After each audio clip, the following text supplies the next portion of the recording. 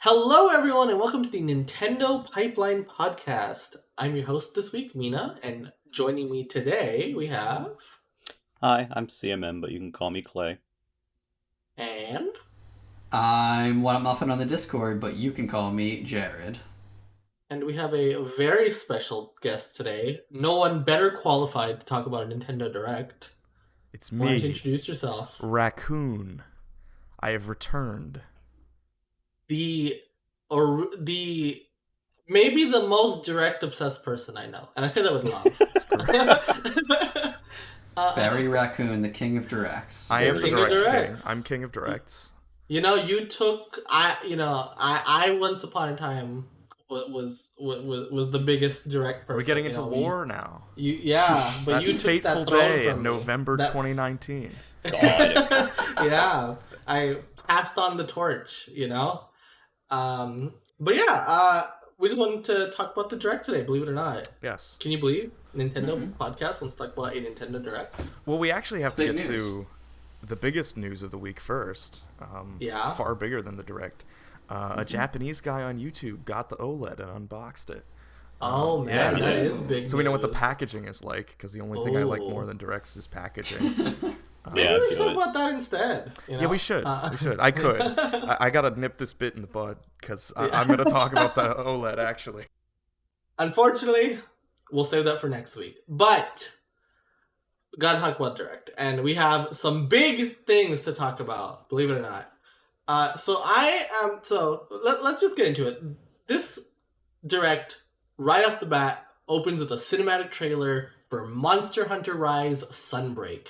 They really want to know this because they said this like 2 or 3 times. A massive expansion to Monster Hunter Rise. It's not just any expansion, a massive expansion. So this is coming in summer. From the CG trailer, we kind of got vibes, the vibes of it at least, right? It's very, very gothic looking, very Transylvania-esque, I guess. And a little bit of Dark Souls, Yeah, Dark Souls, Castlevania, I don't know if any of these are Monster Hunter people, but what'd you guys think? I like the demo Rise. It seems like a fun game. But I remember Iceborne was a big deal, and people really loved that. So I've high hopes for this one. My only thought is that I'm happy for Monster Hunter fans. My only thought is that I'm happy it wasn't Smash Bros. Yeah, I did think it was gonna be Smash. Yeah. I thought it was Smash at first until I saw Rathalos. Well, no. When I saw Rathalos, I was like, "Is Monster Hunter in Smash?" And then it said Capcom Presents, and I was like, "Oh, Yeah. okay, it's not Smash."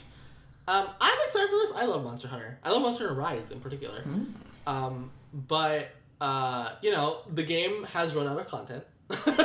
Yeah. A lot of people have been itching for it. I've been itching for it, and so I'm excited to know that this thing is coming next summer. So it's a little far off, but I'm fine. I can wait. But it's massive, so. It's massive, exactly.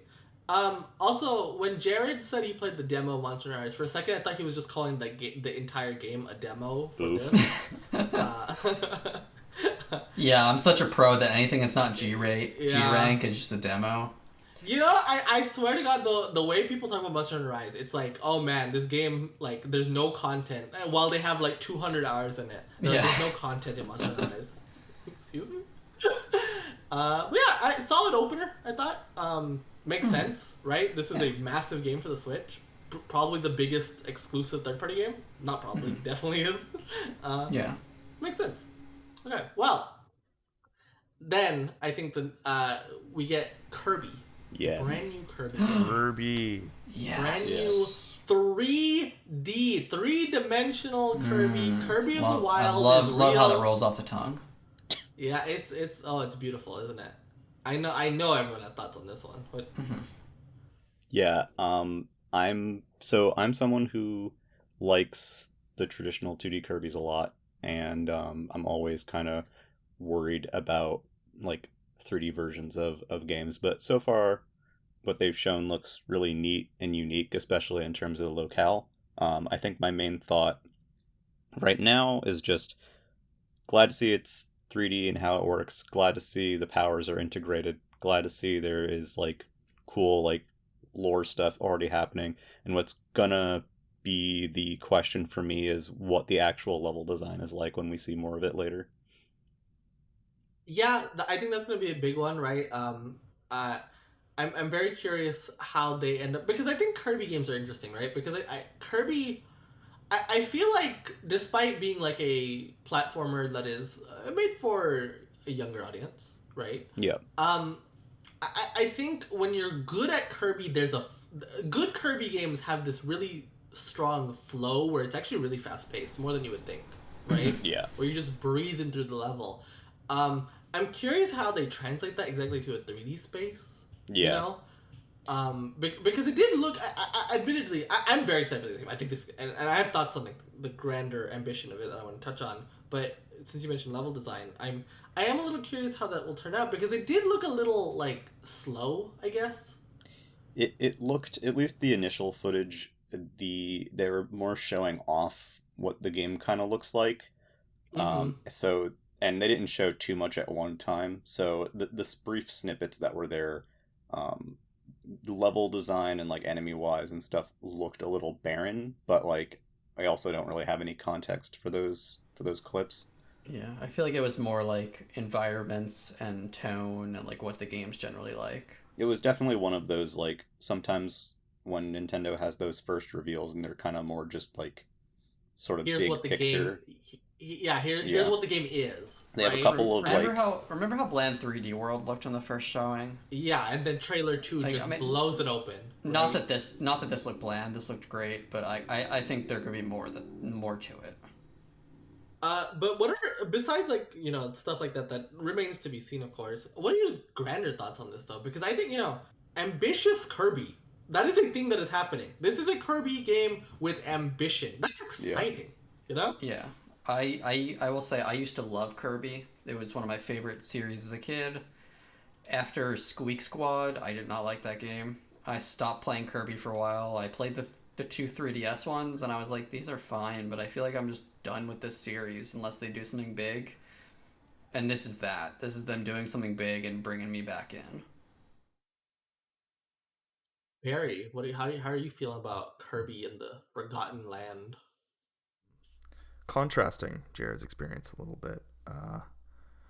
Triple Deluxe on the 3DS was one of my favorite 3DS games. I think it was my first Kirby game that I really played. And I liked it a lot. And this reminds me of that. I think that the environments are translated really well, which I wasn't really anticipating. Because a lot of people have been looking forward to 3D Kirby for a while. And I certainly was looking forward to 3D Kirby. I was very confident based on the comments made by some of the producers and one of the directors that we would see 3D Kirby soon. And this looks great. It looks like modern Kirby in terms of its environments, I feel, translated really quite well. It's got a little bit of 3D World in it, which I think is good. But yeah. Sorry, go on. I was also going to say that the movement looks really good, and that's something I haven't seen discussed too much. Yeah. Is that the movement looks quite good. It looks very fluid. The way that Kirby moves is just like enjoyable to look at, and it seems like it feels different. It looks like it would feel different from like a Mario game. It looks like Kirby. It looks like Kirby, you know, and I'm impressed by that. It's undeniably Kirby, despite being completely different, right? And I think that's so fascinating. And I want to touch upon, you said it looks good to, like, it looks like it feels good to, right? Very pleasant looking. There was something that I noticed. I don't know why this stuck out to me. Every time Kirby jumps, he makes like He flips. He flips and he makes the most adorable plop sound. Yes. Yes. It's like a plop. And I can't do it right, but it's so pleasing. Yes. Just see every time you see him jump, I'm like, oh, I love this guy. The plops are actually what I was thinking of. Specifically the ploppiness. I was gonna say ploppiness, but I thought that might be. You can say ploppiness. Yeah. No, that's what it is. It is ploppy. Kirby's got ploppiness, you know. And it just makes it really pleasant to look at. You know, It's a beautiful game. It's so pretty. I want to Oh, say it's so it pretty. looks, the environments and just the way the 3D works. I feel like it looks like it reminds me of Mario 64 a lot, where Mario 64 was 2.5D in the same way that the 3DS games were, but I feel like they used the angles a little better. Like it felt more 3D weirdly. Like sometimes it would be like diagonal, sometimes you'd like walk through different areas. I don't know. This reminds me of that. I get some of those vibes with the abandoned buildings and stuff. Also, yeah, the setting also is very unique for Kirby, right? I like an abandoned like this place existed, went rotted over time, and I thought that was a fascinating locale for Kirby. It's not a dreamland, you know. It's a Fairyland. I thought it was kind of So- interesting, like when the trailer first started, my first reaction was like, oh, Splatoon. And then Yeah. it cut to this part Yeah. of palm trees, and I was like, Animal Crossing something? And then they showed Kirby, and I'm like, oh, okay. And I think Oh, this is Kirby. that, yeah, I was like, okay, I already like the distinct visual look for this game compared to other Kirby games.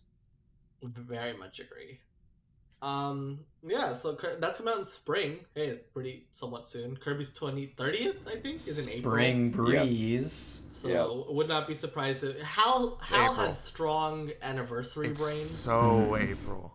That's Yeah. why I like It- Hal so much, is they share my anniversary brain. So I got terminal anniversary brain. Yeah, and Hal very much shares that with you. You know, they love their goddamn anniversaries. So I would not be surprised if it's April at all.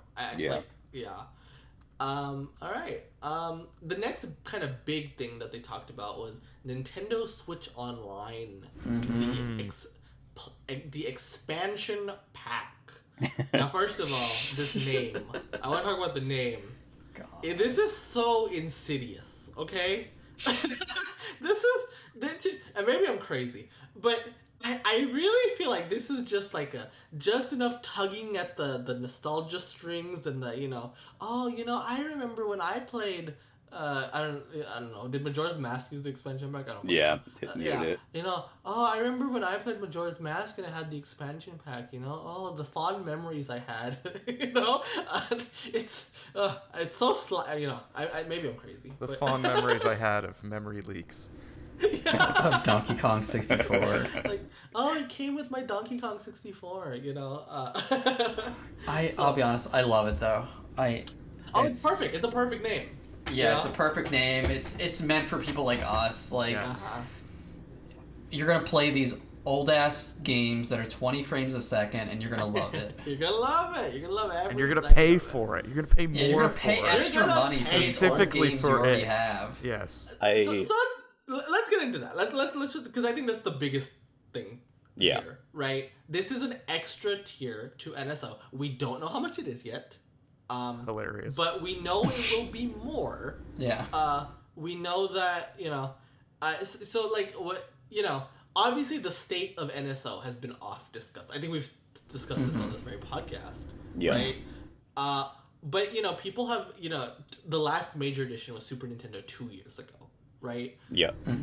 We are now 2 years later. We're finally getting something added, but we have to pay more for it. Like, what? How do you feel about that? It's gross. Like, I hope they add Game Boy to the base tier. I would feel better about the paid tier if that was added. I think any additions will be in the paid tier. I do not believe that the base tier is getting any more content because they know enough people have subscribed now. I think they have the numbers to show. People want to play their Animal Crossing and their Mario Kart and their Smash Brothers. They're And their paying for Splatoon. online. Splatoon. They're Splatoon they're 3. paying for online. They don't need to convert people anymore. They don't need to convince people anymore. So now it's just about making more money. Yeah. Yes. I Yeah. will say though, I think Genesis is so disappointing. Like I have a Nintendo Really? Switch to play Nintendo games. Oh. I want to play the Game Boy. I want to play the God. Game Boy Color. I agree. You could buy the Genesis collection on the eShop. Exactly. Yeah. You can Though play these games. I will say regarding the Genesis collection, we're pretty sure at this point that it's M2 handling it, and let me tell you that the quality of those releases will be much better than anything on that collection that they sold at retail.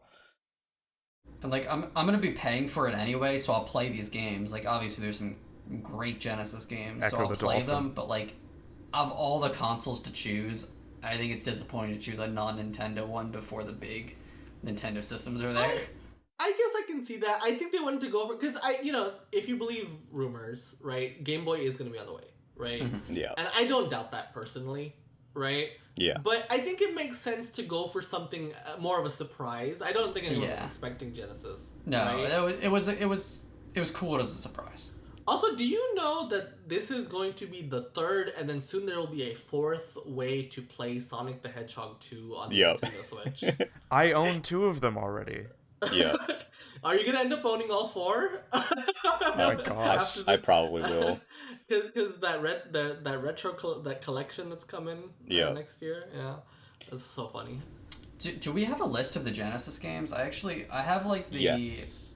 I have the N64. N64 list internalized. I know what those games are. The Genesis ones I know that Risk Genesis Star's has there and Echo the Sonic's Dolphin. there. I have the list right here. I know Echo the Dolphin. Echo the Dolphin sucks. Let's just put that out there. It's a bad game. So at launch for Genesis, it's let's hear it. Sonic 2, Streets of Rage 2, Echo, Castlevania Bloodlines, Contra Hardcore, Okay. Mean Bean Machine, Yes. Golden Axe, Gunstar Heroes, Musha, which is the big one for me, Phantasy Star 4, Rise Star, Shining Force, Shinobi 3, and Strider. Okay, so I don't play Genesis. I like Sega is such a blind spot. It's a good list. It's pretty good. So this honestly for me it's a new experience. So I am kind of excited for that. I don't touch Sega stuff at all, and maybe I will now because I mean, god damn it, I'm paying for this stupid thing. So Yeah, it's a very solid launch lineup for. I would go with the N64 for Genesis. though. Yeah, let's talk about the big boy, the Because N64. specifically, okay, I just want to get straight to this. They announced the launch list, and then they were like, and soon you'll even be able to play games like F-Zero X and Majora's Mask, and then they scroll through a list, and at the end, don't ever acknowledge it, but at the end of this list is goddamn Banjo-Kazooie. Which is they the knew what biggest they were news. doing. It was so They're the good. biggest news of this whole thing, and they don't actually acknowledge it, right? Yeah, I'm glad for N64 in particular that Sin and Punishment is there at launch. Oh yeah, Sin and Punishment. and That's so happy with cool. that. I'm happy to see Dr. Mario 64 since that has not previously been released. Yeah, that was never on any virtual console, which is fascinating. Yeah, and before we go full N64 here, because I suspect that's what most people want to talk about, just in regards to the Genesis stuff, I was not expecting Genesis either. I was actually expecting TurboGrafx. Interesting. Which Wow, that would be cool. I think would have been also really cool because that system Yeah. has a very cool library. I would have been more excited for that actually. But Playing I Bonk think- and But Devil's I think Crush. I think Sega makes sense as the first third-party Yeah. one, though, right? I Because think Sega was big on 3DS too, on the eShop Yeah. and the Wii. and Wii Virtual Or- Console. I think Genesis is a great library to include as Yeah, part of this really because is. it is one enormous and it's filled with tons of different stuff and a lot of memorable stuff. For me, Yeah, I hope we get some of the RPGs soon, like Phantasy Star. for me, like, so I'm not really wild about N64 stuff. For me, Well, the thing that was exciting was actually the Genesis stuff, and seeing Musha there Wow. day one is just Ugh. is great. It's such a good launch lineup. I would say it's actually a stronger launch lineup than the N64 lineup even, and that lineup's also very good. you're not gonna play Star Fox 64, Clay? Yes, I knew that. I love, everyone here knows I love Star Fox. I will play the dumb multiplayer in Star Fox 64 on And this now service. you can play it online. Yeah. I do think that is a genuine selling point, though. I want to say, I say Yeah. that genuinely, Yeah. but I think Though- being able to, because N64, I think its main identities are like having these revolutionary games, right? But then it's the multiplayer. Yeah, right? it's absolutely the multiplayer Four-player system. multiplayer. But is- there's that's what this is 4-player for. multiplayer, and they're missing the two biggest games. They don't have Yeah. Smash, and they don't have Mario Party. GoldenEye, Yeah. Mario Party, GoldenEye. I mean, What? the They're fuck? never gonna get GoldenEye. Yeah, but come on, Jared. What? No, Mario I Party. played so much Mario Party with my family. We had so Yeah. much fun with that. Mario Party is actually, big as well. I am optimistic about GoldenEye. now, Colin, I'm crazy for this, right? But here, let me do something that no one should do. I'm gonna spin the paid tier as a positive. Okay? Yes.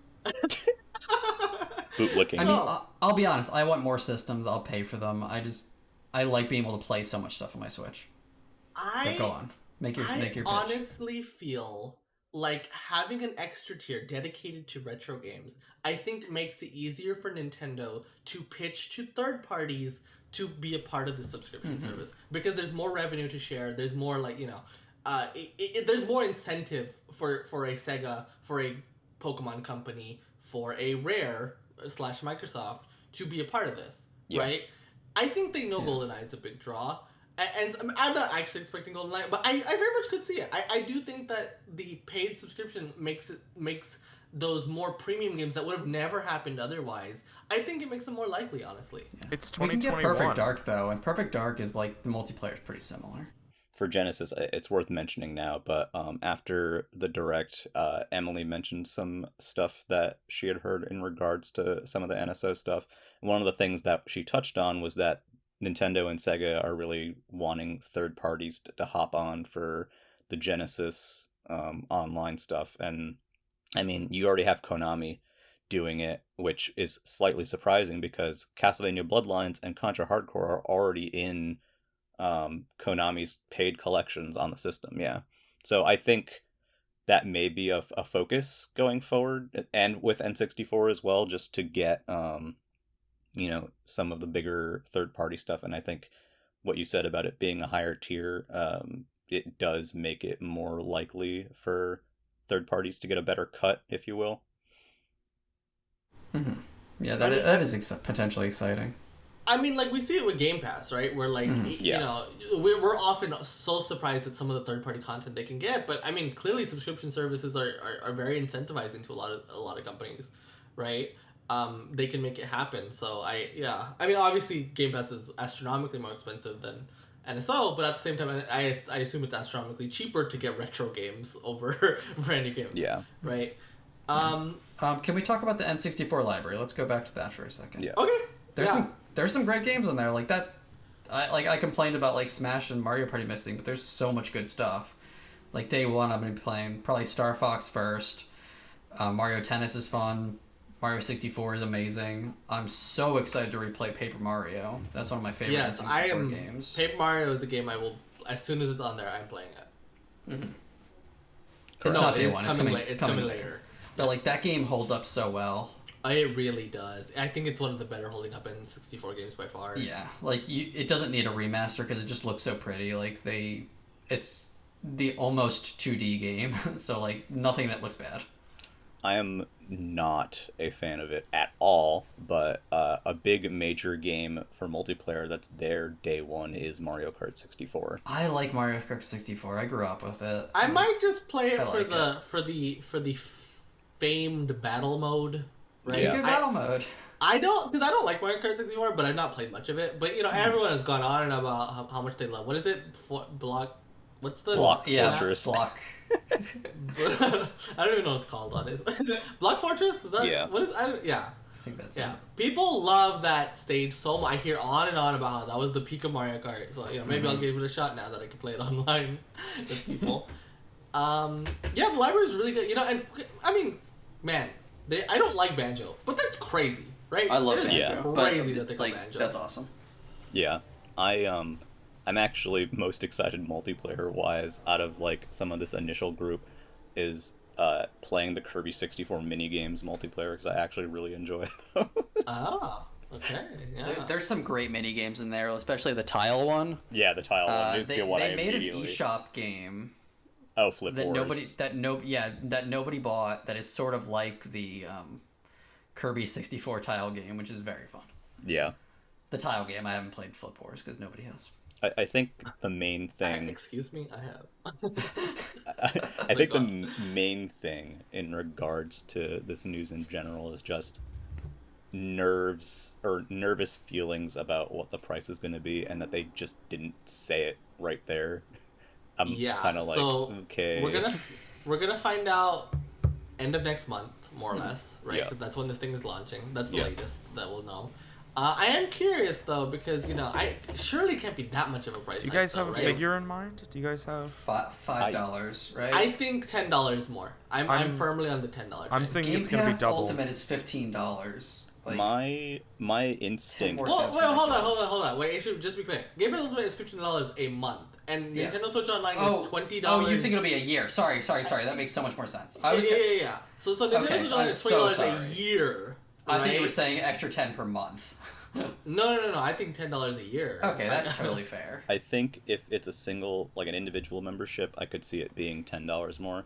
In regards to the family plan, if there is I don't know how they're gonna structure family Yeah, plan. if I hope they do the family plan with if that. there is a version of the family plan with the expansion pack available, my instinct is telling me that the overall family plan would be $15 more, going from 35 to 50, which I To don't 50. think is that bad considering the family plan option. Mm-hmm. Yeah, I mean the family plan is great. It's kind of microscopic for 8 people, yeah. Yeah.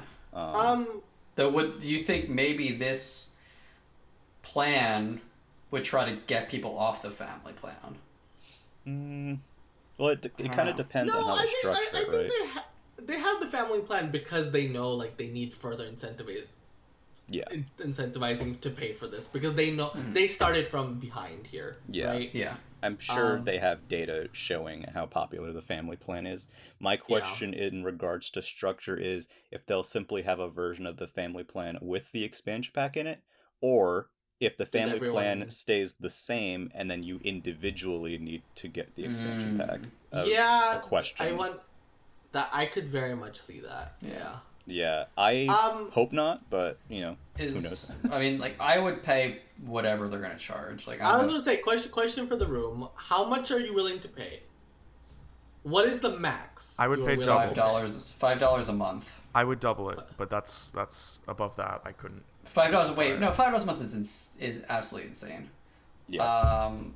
Yeah, that's like a triple price increase. Yeah, no, I would pay like it's $20 a year right now. I would pay an extra 10 or 15. Yeah. I'm willing to pay double. So like I would pay an extra 20, right? At more than 20, I am more hesitant. However, it loops back around. If they're brave enough to charge $60 a year, I'm all for it because that is so stupid. Yeah. That would be so Especially stupid. if it's literally 2 consoles. That would be so stupid that I would just have to. Would feel compelled to applaud their bravery. I think so. They should find a way to add like the missing NES and SNES games to this. Like, throw Earthbound in this pack. Who cares? Just the Mario RPG. Yeah. I don't have any thoughts in terms of the individual membership because I've never paid individual membership. I've always done family plan. But yeah, I would say like, my expectation is that it'll probably be 50 years. So, 50 divided by 8 is, roughly what I'd be willing to pay, and maybe slightly more, like maybe $10 at the most in total for as a family plan, member with a full family plan. Yeah. But another thing too is they've shown Genesis and N64 as this is the expansion pack, but we also don't know if maybe expansion pack gets more content later and the price stays the same. I don't know if they're going to try to sell people on the future of the content they add there too.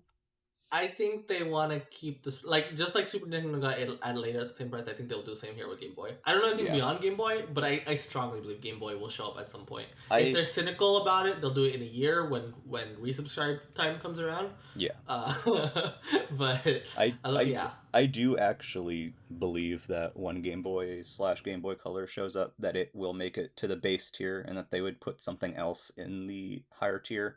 I think it's I hard disagree. I think it. I think one thing is that it continues to enhance the value of the base service, and then meanwhile the higher tier service is also going to be getting more high value content. So I think it works. But I am curious to see how it plays out. My hope is that, for example, they have Game Boy Color on normal tier, and then maybe they add GBA to expansion pack. I think that would be a cool trade-off. To have 3 forms per. I took Thursday as base tier is done. They'll keep adding NES games, they'll keep adding SNES games, but base tier is feature complete. I very much agree. I am in the same boat. Now, one last thing to talk about NSO. We do got to move on at some point. Yeah. They're selling controllers. They're selling an N64 they controller. They're Yep. selling a Genesis controller. $50 each. Yeah. Now, $50 for a Genesis controller, brave. Brave. And the three-button Genesis Genesis controller. Yes. Yeah. Ugh, a terrible controller. Amazing. And then the N64 controller. I kind of want to buy it for the novelty. This is such I'm a gonna buy the stupid N64 controller. I'll buy the Fuck N64 yeah. one. I will not Fuck buy yeah, the I'll Genesis one. N64 Yeah, but the Genesis one, I'm like, ugh. I will wait No thanks. for a sale on the N64 controller before I buy it. 'Cause, They've like- done that with the NES and SNES ones. Oh, so they've gone on sale before? I Yes. They haven't. have. I have never held an N64 controller. Neither have Good. I. Really? Well, Wow. Wow. Okay, maybe I did like as a small child because my neighbor had one, but not that I can remember at all. They're not great, but they are authentic. Hopefully like their them a sticks lot. are built better. Also, I hope you know, like, there's probably a lot of people listening to this who are probably in pain after you said that. Raccoon. Oh, what, the old people? They're- The olds? Yeah. Old I people. think what we mean are actually the normal age people. The and adults. The Zoomers. Yeah. do you know, Raccoon, do you know the D-pad on the N64 controller? No, I haven't touched one. It's not. Oh, I mean, good. you know it from the videos. Like, you've seen pictures. Is Just it, you know it's of like it. huge, right? It's like Well, it's on the left side, and Yeah. you almost never ever use it. mm-hmm. And it's Yeah, also I bad. I know. Except I've in, like, seen Kirby's- pictures of in, it, like, guys. Kirby's I know what the 64. N64 controller Did you is. know back in Hey, have you heard '96? Have you heard of this system called the Nintendo 64?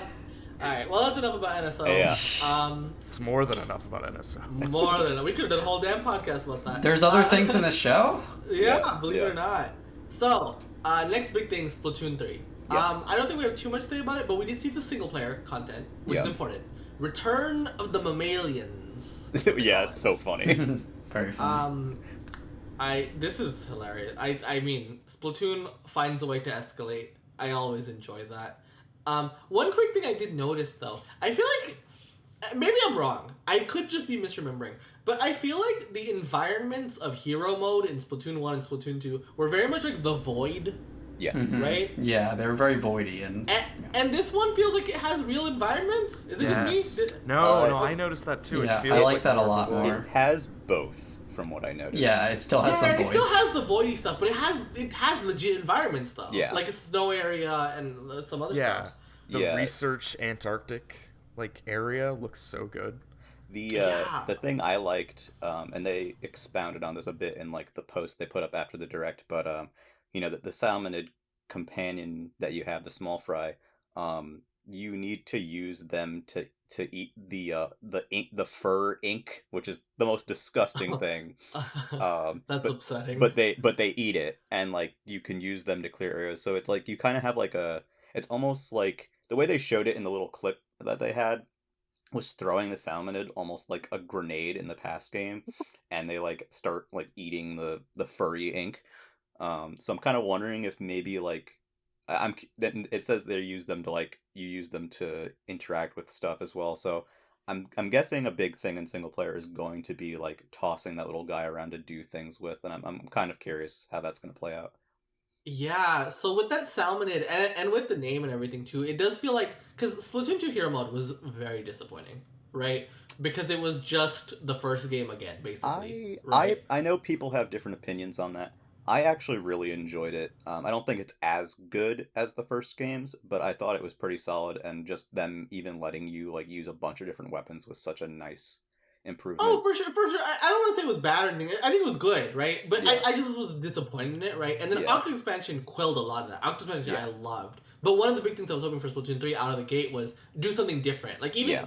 I obviously I want something good, but I want something different. And this Yeah. does feel different, right? Thanks to the Yeah. salmonid, thanks to this weird mammalian theme. And the whole post-apocalypse stuff. Yeah, which again, The Octarians, the furry Octarians with humanoid like fucking feet, awful. I Yeah. hate them. I do hate them. Yeah. One thing to mention too is that in case anyone had doubted it or somehow missed it, they once again have done the last Splatfest impacted Yes. this game, because now we're Splatlands, and this whole area is sort of like the chaotic. We're in the city of area. chaos. Yeah. They call it. And so there's the Badlands, which appear to be in story mode, as well as they specifically called. They had an image with one of those areas that looks kind of like how the hero mode stages did in 1 and 2, called Alterna. That it is a location within the Splatlands. So kind of curious how that plays out, like those two different types of environments and stages playing against each other. Yeah, I'm curious how they bring that together. Also, there was like some side-scrolling segments, right? Were there? I thought I saw. Maybe I might have saw that. But my hope is that they don't like have it where like Splatlands is just the hub and then the actual stages are all Alterna. I hope there's a bit of mixing with that. I had the thought. I was like, so Splatoon is very good at like integrating the world into like every aspect of the game, right? I think it's so unique in Nintendo's stable because of that in particular, right? They care a lot about the story, the world, the overall world, like everything, like that stuff matters in this game. There's a real continuity in Splatoon, right? And I was thinking, one of the ways I feel, and like the music has context, everything has context in Splatoon, right? So I was thinking, one of the things that I feel like Splatoon 3 could really do that would elevate that for me is if they also gave context to the stages, and I think single player would be a really good way to do that. I want these stages to feel like a singular world. Yeah. You know? I agree. Me too. I think that would be a really good way to take that to the next level, you know? I like cohesive worlds in games and connecting stuff much more than like voids or just like random places. Yeah. One thing too, also that I forgot to mention in regards to Splatfest, the original final Splatfest for Splatoon 2 was what do you call it? The Squid Sisters versus Off the Hook, and who won that, and guess who's in story mode? Wait, they didn't do that, did they? Didn't they? Yeah, they. No. I'm almost positive they did. Hang on, I gotta look it up. Well, I don't think they did. I'll update you. Yeah. Well, we'll talk about that. You can. Yeah, I didn't see either of the Splatoon 2 ones. Yeah, but we didn't see Off the Hook though. We did not see Pearl Marina at all. I'm very curious what's going on with them. I want to know. I love them. I need to see them. So remember when they were Biggie and Tupac? Remember that? That was wild. That was fantastic. Because I'm a real like Splatoon casual, right? I see things on Twitter and I'm like, oh, that's cool. That was definitely that tier of like, you know, the fuck, you know, what's going on here? Yeah, yeah. Like honestly, Splatoon.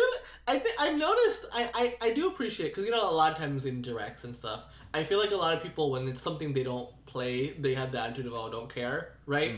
But I feel like a lot of people, when they see Splatoon, they're like, I don't care, but like I respect this. You know, people perk up their ears at Splatoon. They're like, oh, this is weird. This is different. You know, yeah. Like, it draws you in, even if you have no interest in playing it. Mm-hmm. I am nuts. There was no. I could have sworn there was a Splatfest with the two versus each other. They did have the race war. Yeah, they did have the race war. They did have the Squid right, versus I forgot about the race war. Yeah. That did happen. No, it was the East Coast versus the West Coast. it was something. Okay, disregard me, but I have a preference for the Squid Sisters anyway. That's a Biggie Tupac reference for our listeners at home. For our listeners at home, yeah. I mean, to be fair, there's probably some people who didn't get that, but okay. One quick disappointment though: no release window. Yeah, I thought that was really weird. Right? Is it gonna be late? I was expecting at least like a season. I still think it's summer. I think we've all been expecting summer. Splatoon tends to come summer, right? My thing, and I think a lot of people, what they've settled on, I do think Nintendo's still afraid to lock down Windows in COVID time, which is fair. I think that's fair, right? And so I think it's still on track for summer, and I think so. I don't think that this means it's coming later necessarily, right? But I just think that it just means Nintendo's still afraid to give. I mean, Kirby's in spring, and they didn't want to give that a day. And normally spring games get dates in the September directs, right? You know, I actually, someone was on the internet somewhere, probably the server, was spreading fear and uncertainty about Kirby coming out. Okay. That that's a bit much for me. Yeah. Well, I don't know. It was like, oh, it'll be like June or whatever. Because they didn't date it, but They didn't date it. Yeah. No, Yoshi's Crafted World got a trailer in the September 2018 Direct with Spring, and then it got a Twitter release date for March. So in it could happen. January, right? We have Like in precedent. January, Yeah, they were yeah. like, "Hey, it's in March." Yeah, I remember that. So we have precedent. And yeah, there's definitely precedent even before. Yeah, that's even before COVID, right? Yeah. And so COVID, obviously, even more they want to lock down the state. So that makes sense. Yeah, but I still wish they at least gave Splatoon us is like weird though. I wish they gave us a summer at least. Just Yeah. a season. Yeah, I That was would be expecting very to see nice. like summer at the very least. Splatoon seems to have a somewhat more agile development cycle than a lot of Nintendo games with the, test trials and shit. So I could see that they don't know. Yeah, that's fair. They could I mean, kind of talking out of my ass, but I could see them shooting for summer but being prepared for it to not make it. Just Yeah, based on how Splatoon Oh, for is. sure. Yeah, I mean, I think that's very much the case of that. I think they are prepared for internal delays, probably across the board, honestly, right? Yeah. Yeah. But so I'm not like too pessimistic yet, but I was bummed.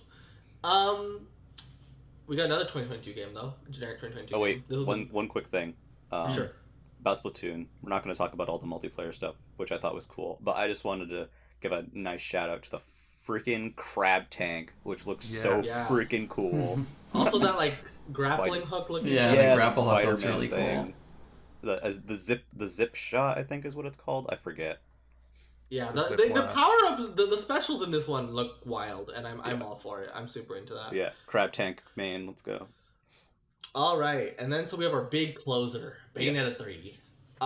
So first of all, when did you realize this was Bayonetta? Immediately because I saw Yeah. platinum on the building. I was like, it's Bayonetta. Okay. I'm too online pilled, so I was It like, was pretty I saw a quick. gun and I was I was it's like, this is Bayonetta not 3. Xenoblade, so it's probably Bayonetta. Okay, maybe I'm just stupid, but I thought I was like when I saw that, my brain was like, is this Xenoblade X? Like, I was like, is this like X? Like, I don't know why I thought that, but at some point I realized it was platinum. But then they started doing the fake outs with Astral Chain stuff too, and I was like, Yeah. Yeah, That okay. fake out was so This funny. is this is There kind was- of Yeah. this is kind of embarrassing, but I have to admit it. So I watched the direct with my sister actually, and at that point with the Astral Chain police dog mascot, I turned to her and I was like, "Is this Persona?" Is this Danganronpa? I didn't know what the dog was from. oh, that is so funny. That is. I recognized so it, but I was just like Persona. I can't believe you were the meme, of I like was the Persona meme. people Yeah. feel like, is this yeah, that's so funny. So Bayonetta shows herself, right off the bat. I think they know this was the biggest reveal. This is the first thing we saw. We see Bayonetta's new look. What do you think? Looks good. I like it. I have thoughts on that character, which I know I think a lot of people do. some Yeah. people have theories about that character, which I'm agreeing with right now, but I do like the design. My only problem is I'm happy it's a new design. I love that Bayonetta does this because you really feel like it's a sequel when the main character is completely different. Yeah.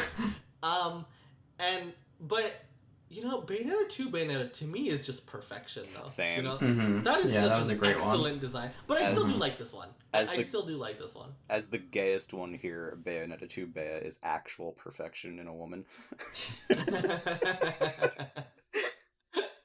Just want that Alright, for the yeah. record. Just for the it's out now. It's notarized. But I still do like her look. I think it's good. But yeah, people are thinking this is not Bayonetta. Yeah. What do you think about that? Not the normal Bayonetta. Not the normal Bayonetta. Alternate It's a Bayonetta, but Is Bayonetta like the hero of time? No, maybe. it's There's more like time. there's some story shenanigans basically, but essentially, You should just know Bayonetta's story is yeah, bonkers and it is impossible to actually follow. But Yeah. basically, there's a little girl who's Bayonetta who shows it's a con whatever. But yeah, so there's a lot of theories about that floating about. They also showed they wanted to make you know this game is real. This is a real video game. Yeah. Right. Yes, It is a real that's ass video true. game. I really appreciated that. Because I think they knew Bayonetta 3 needed this. There was a lot of despair about this video. It did, yeah. Right? This game was announced 4 years ago, and we have not seen a lick of a thing since then. So they came in with this mission statement that Did you we are say going to prove. 4 years ago? 4 years Yeah. ago, What December the 2017. Wow. Yeah. Yep. Oh my Imagine if this God. was the reveal of Bayonetta 3 instead. Yeah. If they had never mentioned it. We went 4 years without hearing about Bayonetta 3. And so that's what goes to show you, right? They had to do this, right? They had to show Bayonetta 3, we promise this is a real video game. Because a lot of people were feeling despair over it. And I think understandably so, right? Yeah, I think one thing I just want to point out immediately. I know there was some talk about this compared to a certain other project yesterday, but the big thing that stuck out for me with Bayonetta 3 was the giant, like, being able to control the giant demons. I love that. Yes. So you can actually control the demons that she summons. And because I was wondering, because Clay, you've played Bayonetta 1 and 2. I don't know if the other two of you have. I have, yeah. But- I've beaten 2, I've played most of 1. Bayonetta 2, I thought, did a really good job. Bayonetta 2 is about escalation, Yeah. right? Right off the bat, it's already bananas, and it just goes from there, right? Yeah. It is just continuous escalation. So I was really racking my brain. How do they escalate further if that's what Bayonetta is about? They found a way, right? yeah. They found a way. Like this, being able to control the demons is crazy, right? Yeah. It looks very cool. Kaiju action going on. Oh yeah. And I know I'm curious. Some people immediately were like Scalebound, and like, yeah, I can understand that. Well, yeah. and People when said we- those mechanics were from Scalebound. Yeah, like literally a guy who used to work at Platinum was like, hey, a lot of this reminds me of the stuff we were working on Scalebound. And I believe the director of Bayonetta 3 was like a lead designer, I think, on Scalebound. That's really cool. Yeah, so it doesn't surprise. I mean, if you think about it, like Bayonetta 3 was greenlit around the time it was announced, right? In that 2017 period. Scalebound was canceled the beginning of that year. It doesn't surprise me that the Scalebound team is the one who, moved on to Bayo 3. I think that makes sense. I think That's a it also really makes cool sense thought. that the stuff that they did have that was working for Scalebound be reappropriated in a way that makes sense. And yeah, in a way that actually, yeah, for sure. But yeah, Bayonetta 3 looks great. It's a real game. It's coming out next year. It looks super fun. Looks super. And does not look like a PS2 game, just for No. any Looks like a Nintendo Switch game. Stop this. Stop Yeah. this garbage. Yeah. Okay. And in terms, just real quick, in terms of that, the game, obviously, maybe some people felt it didn't look as good or whatever. I do have to remind people yet again, and this happens every single goddamn game. This game is not out until 2022. The polish phase usually happens towards the end. I really do not believe that the game that we're looking at right now is going to be identical to the game that comes out. Yeah, I mean, this happens every time, right? Yeah. Like Nintendo games, when are we gonna learn our lesson with this, man? But Even it still Legends, needs to be said. like Pokemon Legends looked like shit at the beginning of this year. It looked so bad, and Yeah. it looks so much better in September, right? Like this always happens. We fool ourselves every time. This is how it goes. Hey, speak for yourself. I never fool myself, damn it. All right, so that was the big stuff, right? But believe it or not, there was a lot more than just those. Yeah. five There was things. more? That was the big yeah. video game stuff. Those are the big video game stuff. Yeah. Before we get to some of the biggest, in my opinion, I do want to talk about kind of the structure of a Nintendo Direct, right? And I'll say even more for it at the end, but I think Directs in the modern Switch era, I've been thinking about why do they work, right? Because you look at Nintendo, they do 3 big shows a year, essentially. The big-ish, right? But still, right? And they're pretty much all well-received, generally, right? and then you look at, and I don't want to turn this into a console war thing, but you look at like a Sony event. They do one a year, and that one a year is not as well received, right? So I wonder about that. Like, Nintendo does these 3 shows, and what makes it work? And one of the things that I really settled on was how much they put a focus on what's coming soon. And when I say soon, I mean soon, right? So right off the bat, they shadow dropped a demo for a brand new game called Voice of Cards. They shadow dropped Deltarune Chapter 2, which only came out on PC 6 days ago, right? Yep. They shadow dropped ActRaiser Remake. They shadow dropped Renaissance or whatever, right? Castlevania Advanced Collection. Yeah. Arcade Archives, Pac-Man, and ZV. I don't know if these existed before, by the way. Yeah. And a Mario Golf update. Now I want to talk about we can talk about some of these games in more detail, but the fact that, like, right off the bat, they shadow dropped all of that the day of that direct, right? And then announced a bunch more coming soon, like in literally October. Like, that Voice of Cards game that they put a demo out for, that's out next month. Yeah. Right? And I think, Shadowrun Trilogy and Dying Light are also, like, within the next couple of months? Within the next, yeah. So, KOTOR is in November, right? Yeah. Disco Elysium is in October. Like, they do a really good job of making you feel, like, almost overwhelmed with the amount of games that are just playable soon. And you're not interested in everything, right?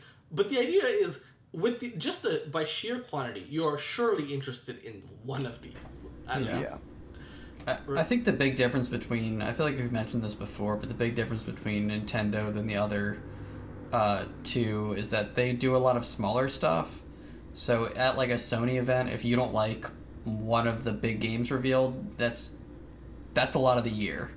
At a Nintendo event, if you don't like a few of the games, it's okay. There's more coming. Like, yeah, right. It's just a faster clip of release since they're smaller. Since they have smaller stuff as well as the big games, and like Breath of the Wild. And just generally, with a few, like, strategic exceptions, most games being announced within, like, this 6 to 8 month period before release helps a lot as well. Oh yeah, like, right, like the games they announced, it comes, like, relatively soon, right? Like, obviously there's exceptions to that, but like Kirby is announced. It's coming out. It'll be out within, like, at a maximum 9 months, if that June guy is right? Yeah. Like, even then, 9 months is the worst case scenario for Kirby. That's not bad at all, right? So those shadow drops, anything that stuck out to you guys that you're like, oh man, Yes, or even the stuff that's coming out soon? yes. Shout at me. What do you do? I'm gonna cover it now because I'm probably gonna forget later. The Mario Golf update. I tried it last night. If you have not tried it, I would recommend it. If you have not picked up the game because you didn't think there was enough, I would say now there's enough. So it adds 2 full 18-hole courses in a single update. It adds 2 new characters, which are Koopa Troopa and Ninja. And also, very importantly, starting next month, it basically fixes every issue that people had with ranked mode in Mario Golf. So to quickly say, the ranked mode now, if people would try to, like, generate points by doing nothing, by just kind of, like, hitting the ball until they had a forfeit, and they would still get points anyway. The change makes it so that doesn't happen anymore. And it also makes it so that special shots are not on in regular golf anymore, because people would also kind of wait around to use those after other people shot the ball to win. So I think that is just going to become much more fun soon. But I'm more than anything, I'm just amazed that they dropped 2 full courses. 2 courses at the same single time. update. That's a big update. Yeah, it's that's big. huge. I mean, so the game launched with 6, right? Yes. And so now they've added 3 more. They've added 50% more courses. And not to mention this, I don't believe this is the case with the 2 they added recently, but New Donk has amateur and expert, which are 2 completely different sets of courses. Oh yeah. Wow, I didn't know about that at all. Yeah, that's only for New Donk, but and I mean, yeah. This is a game that launched, I thought, disappointingly, but I really, honestly, I'm already feeling like they've made up for it, you know? Yeah, it's been very quick after launch that they've added a lot. And also, too, just to point this out real quick, with the exception of the 3DS version, which had some paid DLC, this Mario Golf now has the most holes out of any Mario Golf game. Wow. Oh wow, That's Out impressive. there, yeah, with the exception of the 3DS version, if you include the paid content. if you include the DLC. And do you think this is the last DLC? Absolutely No, not. no, because Wow. I feel like they would have said Nintendo's been really good about letting us know when it's like a final update, right? Yeah, A final content update at least. And yeah, so I don't think that Mario Golf is ending anytime soon. At least I hope Wow. not. yeah. That's great.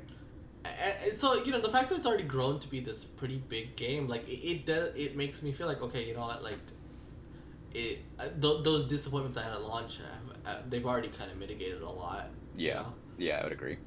The only thing I need to see now is more battle golf stuff, but that's another thing. Any other games that are coming real quick or already are out? Yeah, I'd like to talk about the Castlevania Advance Collection. Yes. Yeah. Aria of Sorrow is the first Castlevania game I've ever played. I loved that game so much. It was one of my favorite Game Boy Advance titles. I didn't get as far in the other two, but I heard it's $20. Like that's a lot of great games. $20 for that is That's so worth it. Oh yeah. And it is M2 who did it, who handled the GBA Virtual Console, and they also handled the Castlevania Anniversary and Contra Anniversary collections. And they even included an encyclopedia and a music player for all 4 games. Oh, that's amazing. That's Which so is worth great. it. That's a great collection. And one little thing here that was talked about last night is you can change the audio, like the game audio, to high quality so it doesn't have the GBA hissing. Oh, wow. Yeah. That's a good feature. I could be incorrect on this, but I believe the Mega Man ZX and Zero collection had a similar feature. Don't quote me on that 100%, but I just love that that's here. That is fantastic because the GBA sound chip is notorious for being awful. Right? Yeah. But that's really good news. A lot of love and care. I've never played these Castlevania games. I did a whole run through of like the first couple games, like 1 through Rondo of Blood a couple years back, and then I just stopped. But I really should play more of these. And I'm like, oh my, these are all new games to me. So this is a fantastic collection. Yeah, and these are all the exploration ones. Yeah, these are all the more Metroidvania type of Castlevania games. Yeah. Rather than, and Dracula X for whatever reason. For some reason, it's a weird addition, but cool. Man, but like Rondo of Blood, it's just a worse Rondo of Blood. It is a different, worse Rondo of Blood. Yeah. And I'm like, can you free Rondo of Blood from PlayStation, please? Your Symphony. I hope we get a DS collection at some point. Can you make Rondo and Symphony available on other? Yeah, and I would love a DS collection. I think Advanced Collection is gonna sell a lot, and I think that they will do a DS collection for sure. Yeah. Yeah, I'm excited to play these. Anything else? I know I have a couple, but Yeah, I have one, but I'll let someone else go first. Barry? Yeah, Barry. I'll hop in and say that I have yet to get a chance to play Deltarune Chapter 2. No spoilers, please. So I will be playing it on the Nintendo Switch. I would like to play chapters 1 and 2 on my Nintendo Switch. I started 1, but wanted to wait for the full game, but it seems like there I is should no just play such it at this thing. point. There is Yeah, no such thing. I should just play it. Yeah, no, I that's the one I was gonna bring up, Barry, as well, because I played Chapter 1 on Switch, right? And so I was gonna wait for the Switch version, and I was fully prepared to wait a couple months because the first one took 4 months, right? The fact that this thing is out in 6 days after its original release, I so hype. One of the biggest moments of the Direct. Yeah, for sure. When for Toby sure, Fox came out in his dog suit. Toby Fox, yeah, it was incredible. And I believe Japanese Indie World had an interview with him go up live at the same time as well. So. Oh, I didn't check that out, but I definitely want to because we love Toby Fox here. We are. This is a the Toby official- Fox household. Absolutely. But yeah, I'm really excited to play Chapter 2 now because avoiding spoilers has been so hard. So I'm ready to dig into this honestly tonight, probably. As soon as we're done recording this podcast. So it's very exciting. I guess I wanted to bring up ActRaiser. Yes. I know Clay's super into this. I know ActRaiser is very like it is very like cult. This is what a cult classic is, right? Clay, you want to tell me a little bit about it? Why are you excited for this? So I'm gonna preface this with the first time I ever saw.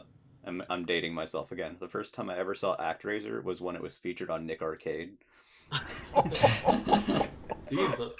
Because it was, and so this game is such a weird merger of stuff. So like you have it's called the simulation mode, which is like a top down, and it's literally like it's a god game. You have like the civilization that you need to kind of like, protect, and basically there's these like temples that are scattered throughout the world that are the houses for these like evil things. So you play in simulation for a bit and make sure that stuff is cool, and eventually you get led to a temple, and once you get to a temple you become the mortal personification of God, who is not Jesus, as this sword swinging like monster, and you go through side scrolling levels. And it's just such a weird blend of game, but it has an amazing soundtrack by Yuzo Koshiro. Yeah, it's a unique game. It had a sequel which removed the simulation elements, and it's generally considered not as good as the original. The original is just such a special and weird game. I honestly I did not know anything about it, but I just hearing about it was like I was like so fascinated by it. I was like, oh, ooh. Yeah. This game this Renaissance version though, objectively disgusting, I think. But I am I'm so fascinated by it though. I'm like I've heard some people like the visuals. Like I think it looks hideous, but yeah. There's I don't know why, but it strongly appeals to me. I'm like I don't know what it is. It's sort of the elephant in the room is that the visual style for this remake is weird. I think so. I've seen some people really like it. I've seen most hate it. I personally do not like it. But it's kind of like that weird like PS1 pre-rendered sprite look. I guess, yeah. And I saw some people compare it to Ghosts and Goblins Resurrection, but I actually disagree on that one. No, it's nothing like that. Very though. pretty. No, it's a good looking game. But yeah, it's kind of weird. It looks kind of jank. And that's kind of the issue that I have with it right now. But they did add new stuff, and one of those things is that on top of the original soundtrack, Yuzo Koshiro has made a new arranged soundtrack and some new songs in general, because the game has an extra area, and it also adds this sort of tower defense style thing to the simulation mode, where you have to defend the civilization, which was not in the original. That's amazing to add Speaking of things the to such an old soundtrack, game. well, speaking of the soundtrack though, did you hear what he did for the soundtrack? He was he had the SNES tools set up because he had just done something. Was it like the VTuber thing? He did something for some VTuber, and so he so since he already had that on hand, so he composed the new tracks made in mind for the Super Nintendo, and then also made higher quality or whatever versions of it. So even the new tracks have a Super Nintendo style of soundtrack in there, which I think is so cool. You know, and the fact that it was made in mind first for the Super Nintendo, even though it's new tracks. I thought this is so neat. You know, and one other thing too on that note is I haven't seen it talked about very much, but they do have an early purchase bonus for ActRaiser right now. And this is on any of the systems that it's on. If you buy it before November 1st, you get a wallpaper, which who cares? But you do get a mini soundtrack sampler of sorts. It's I want to say 5 tracks, 2 to 5 tracks. And if you get it on PlayStation, you get a theme as well. But everywhere else does have the wallpaper and, more importantly, the mini soundtrack sampler. If you are interested in that, it is $30 the game. So. I do feel like it was a little expensive, but no, it is a remake though. I think they're adding a lot. I think it makes it's sense. A lot. So it's similar in price to, actually it is the same price as Ghosts and Goblins Resurrection. Granted, that is a straight up sequel as opposed to a remake, but I don't think it's wild. I just hope that it gets a physical release, because that's what I'd be interested in. Knowing me. I know you love your physical releases. And hopefully it comes, but obviously shadow drops Yeah. inherently are going to be digital first. I love a good shadow drop. Same. And this had many a good shadow drop. Yeah. There's one I'll just give one sentence on. I think it's really cool that KOTOR is coming. Like, it's not for everybody. It's a very old game. It feels old, but there's some cool ideas there, and the stories are still interesting if you like Star Wars. I thought it was funny because I was watching Maximilian's like reaction to the direct, and he was like, it's really funny. Like, Sony's getting KOTOR remake, and we're getting just original ass KOTOR. In the same month, Sony holds a presentation that they're getting a full ass next gen remake, and then we get a 20-year-old port, which I like. I'm happy about, but it is so funny. Yeah, it funny. is really funny.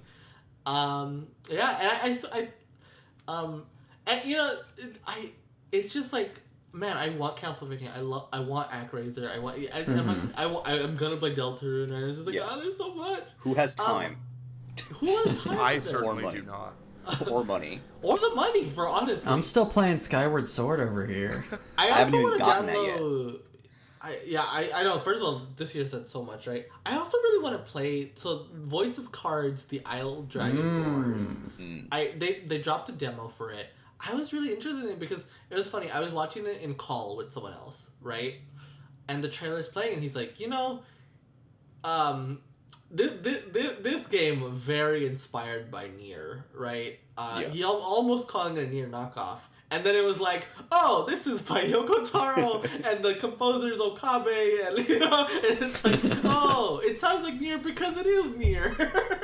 Yeah, I'm not someone who generally likes card games, but I found the concept for this one interesting. I'll probably end up downloading the demo just to see it. Can't hurt, right? Yeah, and it's the fact that it has a demo is nice. It's coming out very soon though. To not even know it existed, and then it's out in October. Like, what the hell? Is it the same day as Mario Party? It's the same day as Mario Party. Yeah. Oh, so I can't get it. I'm too busy playing Mario Party. But that's actually something I also. Well, when we're done with Voice of Cards, Mario Party is the last one I had as well. Oh, I forgot about that. Yeah. Oh yeah, Mario Party. What are your thoughts on Mario Party? Well, they showed the last few boards. We knew Woody Woods, even though they didn't officially announce it. Yep. But the last two are Yoshi's Tropical Island and Horrorland, which I think are two I love pretty good Horrorland. picks. And also, they highlighted that during the Direct, but post-Direct, the full site went up for Japan, and it has the full list of all 100 minigames. Oh, wow. And so I went through them. And honestly, with a few exceptions, they kind of nailed all the picks. Like, there's only a couple, like, there were 3 games I thought of that I wish had been included, and everything else was just kind of like, it was. What are the 3? So, spoilers for anyone who doesn't want to know or is going into this blind. The 3 that were missing that I was disappointed with were 1, Aces High from Mario Party 3, the dogfighting one. Fantastic. Yeah. 2, Fish Upon a Star is not there. I don't know that one. That one is like one of those like combat ones. You're like on a floating star chunk and you have to knock people off the edge. There are at least. Which game was that from? I want to say it's 5 or 6. Oh, okay. Could be 7. I don't remember. They'll kind of blend together for me. There are at least like similar games to that in there though. And then the last one that I thought was disappointing that wasn't there is Goomba Bowling. I feel like that would have been the Classic, strongest pick from Mario Party 9. But beyond that, they have like everything there, and they have this Mount mini game mode that they talked about, and it has 7 different modes in it. They mentioned survival in the Direct, and I think the 2 versus 2 one, but there's actually a bunch of different types, and they are on the Japanese website. There's a mode for getting the most coins with the coin-focused mini games. There's a sports and puzzle category, which sounds like it's not the normal mini games. It's like maybe extended versions of them, kind of like how Mario Party has had extra mode and stuff in the past. So I'm kind of curious how that plays out. But in any case, I'm excited. I think it looks like a good package. I do wish there were more boards. I hope maybe we get like 1 or 2 as an update or something. But yeah, the mini games great. Boards are a little low. I would love DLC. But this seems like the first Mario Party I'll get since 8. I feel like even if they just had like a second board from Party 3 as well, that would have been fine. Like Waluigi Island. Yeah, it's so weird. 3 got like a little bit pushed to the sideline. Yeah, but I'm gonna you know. go on record, despite against against uh, common sense that this will get DLC. I'm a believer. I am a believer that Mario Party Superstars will get downloadable content. Okay, Yeah. I'm willing it into existence. That's fair. I mean, hey, they added online to Super. Yeah, So anything is possible. Anything is possible. The site has only mentioned the Mount minigame mode and the standard board game mode so far, which we knew this was more of a focused game coming in, but I am wondering what else might be there. There's some other minor things that are on the website that I won't talk about, but those are the two main things here. So I'm wondering if maybe there's anything else or if there isn't. But either way, the lineup looks great. I'm looking forward to playing it, and online with Suspend Online is great. With Suspend, what a great Yeah, game. that's so cool. I can't wait to play that with people, with both my family and people from the Nintendo Pipeline Discord. Yeah. Alrighty. So. One more game, sorry. Yeah, absolutely. No. Go ahead. We have to mention Chocobo Racing. Oh yeah. We're gonna my get there God. later. Yeah, sure. Yeah, Chocobo Racing. Yeah. I can't believe I forgot. It's yeah. been an hour and we haven't brought up Chocobo Racing. They're doing a Final Fantasy kart racer. It looks so funny. Do you know how funny, just inherently funny it is to reveal this game? The first person you see is Chocobo, of course, right? Yeah. And immediately the second character is Gilgamesh. That's the funniest thing to me. They go straight into what an escalation. Yeah. Like, This game has been like kind of in the works for like a decade now. It seems really? like I it was like had no idea what originally anything was this game. coming. I mean, you can tell that it's been worked on for a decade by looking at it. I mean, it was originally coming to other systems. If I remember correctly, at one point it was planned for 3DS, and then that didn't happen. And then it was like, trademarks and like rumors again for years, and now finally it shows up. And as soon as it shows up, the immediate reaction is, "Why is this just Mario Kart?" I just thought this trailer was so funny. Yeah. I was so enthralled by it. I'm kind of interested in it. But Yeah, I it don't looks know a if I bit like jank. kart racers enough, maybe. It looks a bit jank. I'm not gonna Yeah. lie. I'm a It little does. worried, and I'm not sure about the track design, but they managed to pull off a solid, racer here, just like the recent Cruise and Blast. I think this will be just a fun game to grab that maybe when it's on sale or whatever. Yeah, for sure. Yeah. It's just one of those games in the directs that are like so random that just kind of make you smile, that like come out of nowhere. And that for me, that was one of them, was just Chocobo GP. I'm like, that's great. Fantastic. We're all for it. Sorry, I move w- on now. I wanted to touch on another trend in this direct, and that was announcements of announcements. Yes. Yes. So they went in and they were like, "Hey, before we show Koizumi was like, before we show this trailer, we gotta talk about something. The final Mr. Sakurai Presents is airing in 2 weeks, and that's where you're gonna get the final character. We're not showing it today. We're showing it in 2 weeks." Yeah. Right, and they did something similar for Animal Crossing. This one was more of a trailer, right? They do a little thing, and then we see the roost, the thing that I think that's the thing that a lot of people have been wanting, right? But it's a lot more than that. It's like, hey, we're doing a whole ass Animal Crossing direct sometime in October. Yeah. Which I thought was fascinating. But both of these games have big enough audiences for their own specific events, and that's cool. Sure. Yeah. But I do have a question, and I think this applies to both of them. Does this raise your expectations for the contents of both of these things? Exponentially. It raises Animal my Crossing, yes. Smash, no. To an unrealistic degree. It raises my expectation for Animal Crossing. It doesn't raise my expectation for Smash Bros. It's just that instead of revealing the character before the in-depth thing, you're just doing it all at once. I think it's expected that the last character would be kind of like a dramatic reveal regardless of who it is. But Animal Crossing, coupled with the news that went live after the direct that there is a 5th set of amiibo cards. That was surprising. That is I did not expect big that. news. Definitely getting new villagers. and it reminds me already of the Welcome Amiibo update. Yeah, Oh my god. I hope they add the Puzzle League game back. I'm glad you mentioned Welcome Amiibo. I think that's everyone's base level expectation now, right? Yeah. I think people want something the size of Welcome Amiibo. I think it has to be the size of Welcome Amiibo, to be Yeah. honest. Right? So here's a question though in regards to that. So they showed the Roost, and they mentioned that a free update was coming in November.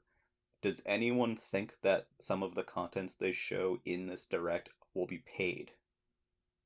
Ooh. Yes. I am of the belief that yes. I do agree with that. I want to say wouldn't be yes, but everyone I surprised. watched the direct with said no.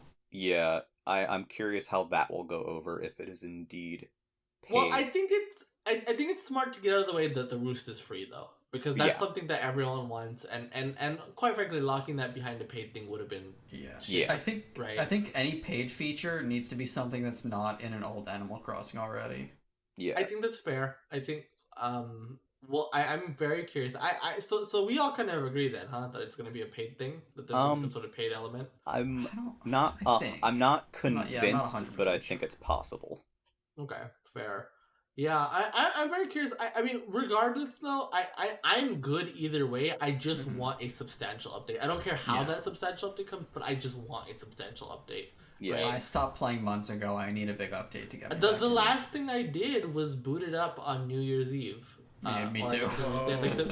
Like that is the last thing I did. Yeah. I You played guys are last out. week to get the new. I come back for the seasonal items, but I have like 300 hours in this game. So if they were to release a paid expansion, I could not, in good faith, say, "Man, I really didn't get enough out of the main game. Expecting me to pay for this is ridiculous." Because no, not really. It's my most played Switch game by a large margin. Raccoon, what were you saying before that? That's a great question, Jared. When we were talking about New Year's. Oh, he said we were out. Like, Yeah, he was surprised yeah, at how out you and I were. Yeah. Oh, yeah. Because even I'm not that out. I play occasionally, you know? No, I'm much more of a casual. Funnily, in this sense, and Animal Crossing casual is defined as I have 150 hours, and that's casual, you know? I have 80 hours.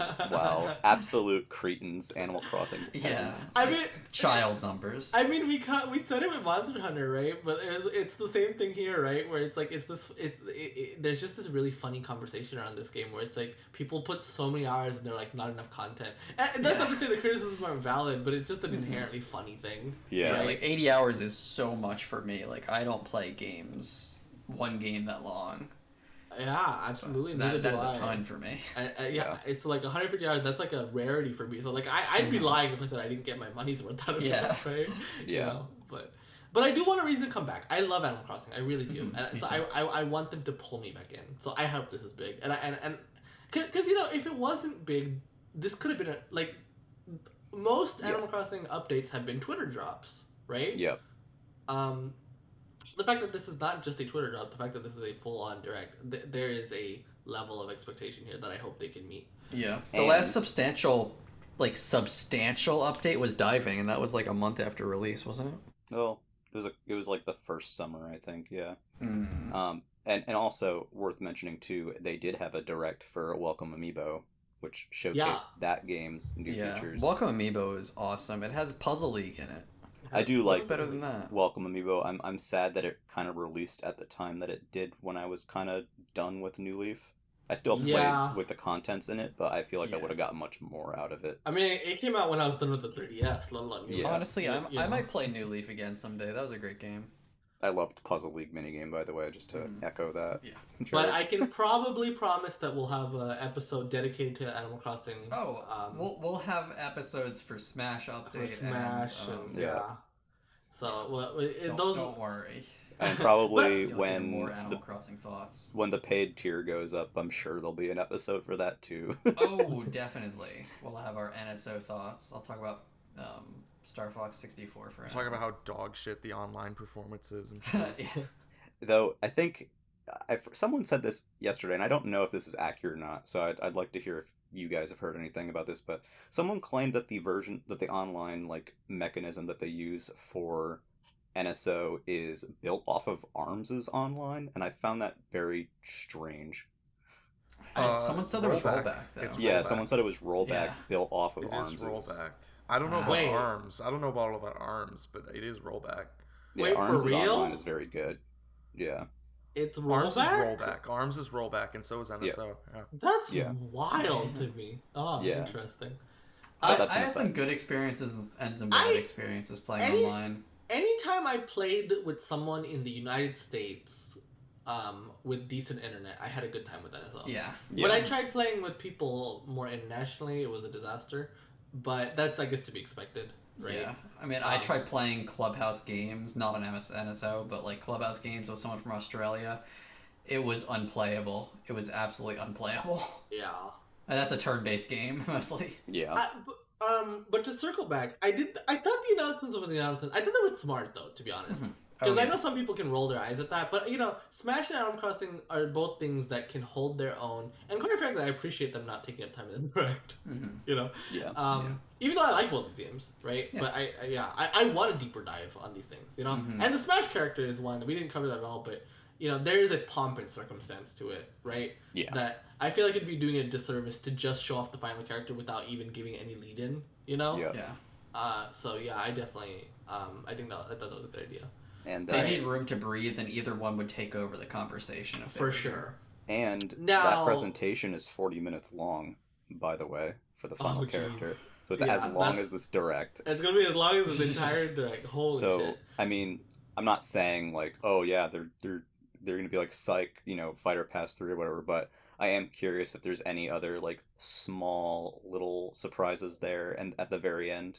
Obviously. I Those mean, are if usually you notice days, though, but- they don't say presents the final character. They just say this is the final Mr. Sakurai presents, though. Yeah. So I mean, I mean, I'm definitely reading. This is like some. This is definitely some like Sakurai has purple and yellow chairs level of theorizing here.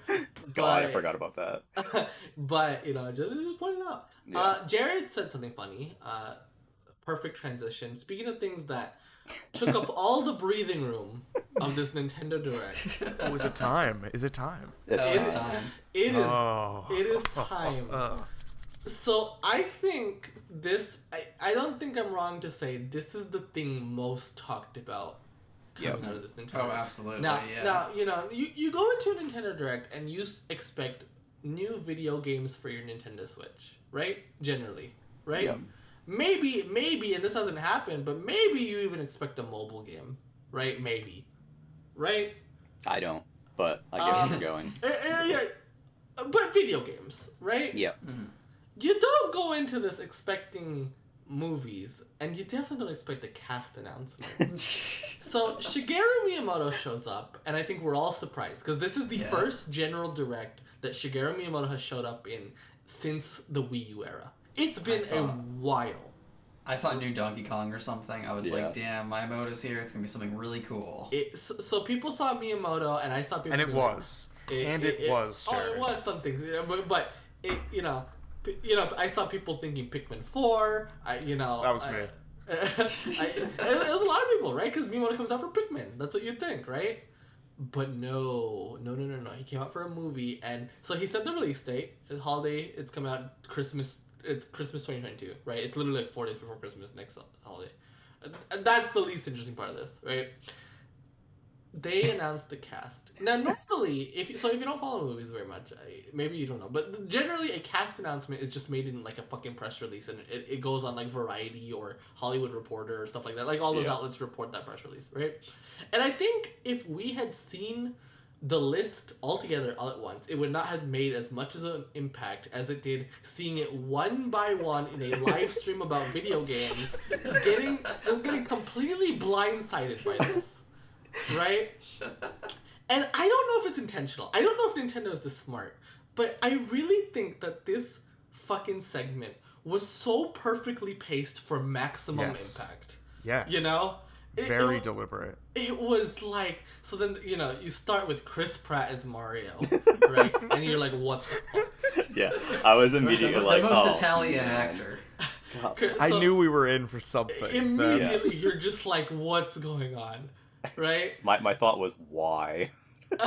I couldn't process. I was like, what, Chris Pratt? What? Then we see Anya Taylor-Joy as Peach. Yeah, I don't right? even know who that is. I'm gonna be real This honest. she was in Queen's Gambit. Queen's Gambit. Okay. Raging alcoholic in Queen's Gambit. So, Oh, okay. Interesting to see that. This was the breather, right? Between Chris Pratt, Yeah. to let you process Chris Pratt, right? Then we get fucking Charlie Day as Louis. It's so weird. I don't. It's how? perfect. It's perfect.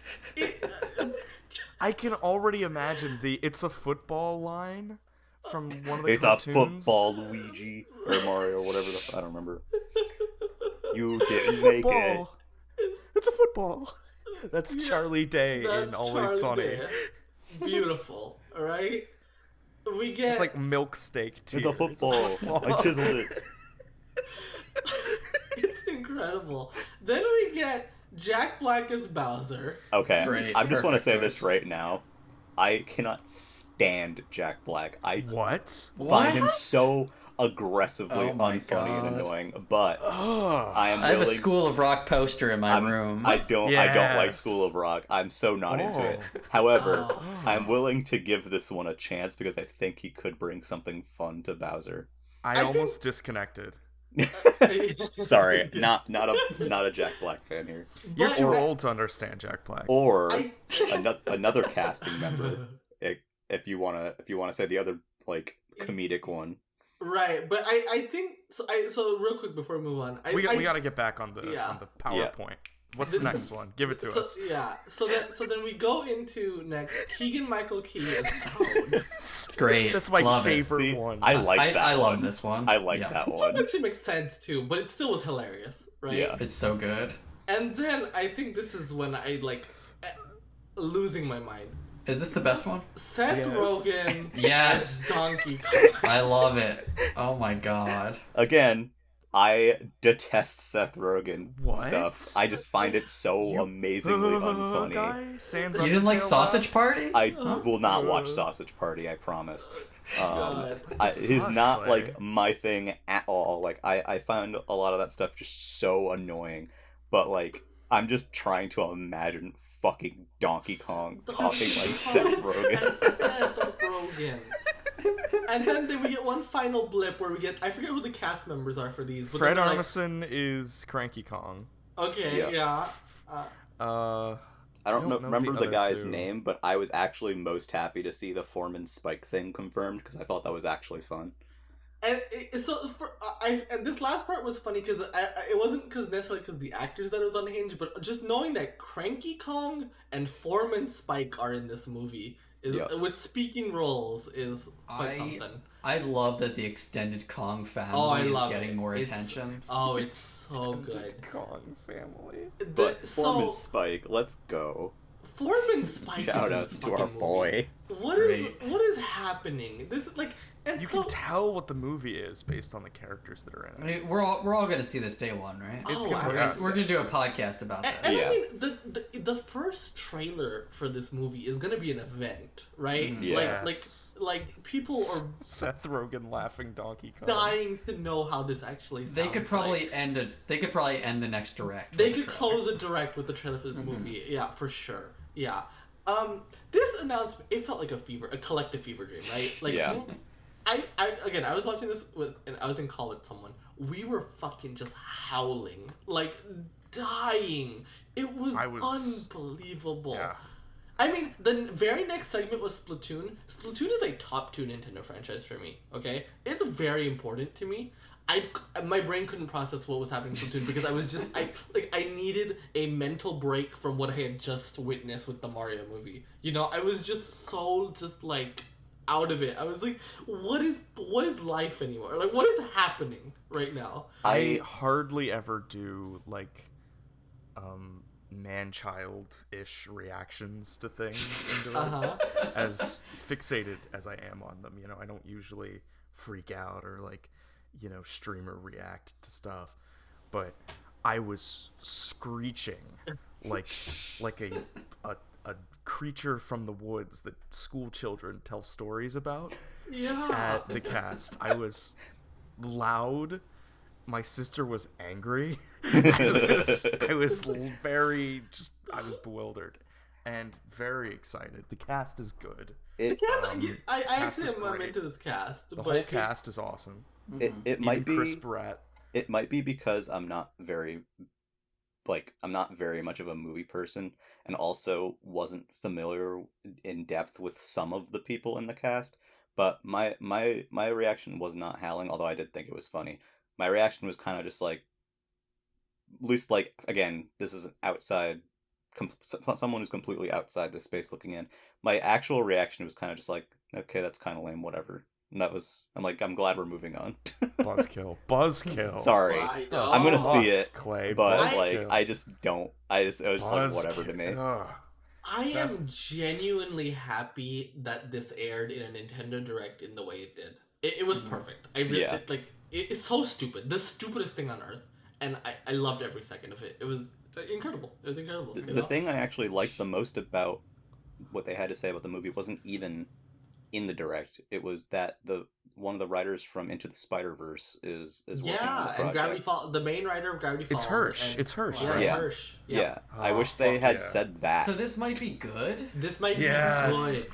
Isn't Some- that wild? Some It's of the wild. I think what's been really funny is seeing all the reactions to it, because some people are like, that's really funny, or like, oh man, haha. And then there's other people who are like, Nintendo is like Disney now, and I hate it, and it's so corporate, and this movie is going to be a disaster. And I'm just like, It's Illumination. Illumination is like, I mean, they're the studio that did Steve Carell as Gru. They're minions. They're minions. yeah.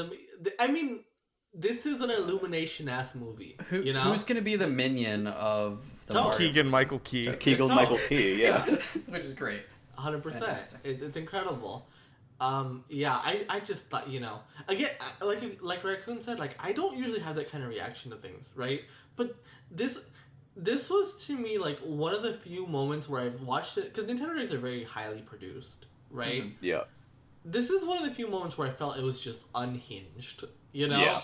And I think it was meant to be, right? Yeah. But it They, was, they probably thought like, man, they're gonna think these actors are so cool. yeah, it just... He's so cool. I he's love so how... cool. Chris Son. Yeah, when they said Chris the fact on, I that loved Chris it. Son and Jack Son. And, Yeah. yeah. And also, can you tell me a more ominous sentence than Mario will talk a lot? Yeah.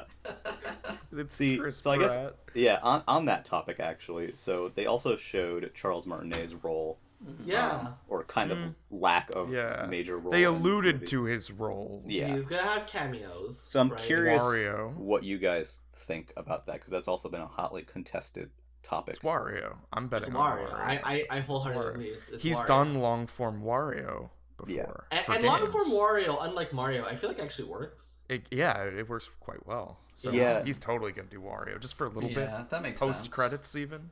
I personally feel that his performances as Mario are best short, 100%. because yeah. that It voice sounds weird when it's long. Yeah, Mario that cannot- voice and that energy does not work for actual speaking dialogue. No. Yeah.